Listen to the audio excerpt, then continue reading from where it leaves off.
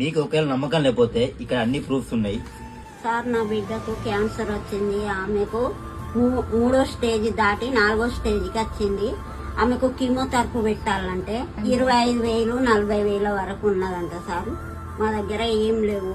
మా ఇంట్లో గ్యాస్ లేదు, వాళ్ళకు రేషన్ కార్డు లేదు, ఆధార్ కార్డు లేదు, ఏది లేదు. తినడం తిండి సుత లేదు సార్.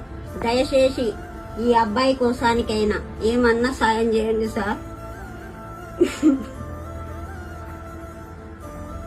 నా కొడుకు కొరకు మీరు సాయం చేయండి సార్, దయచేసి దండం పెడతా సార్.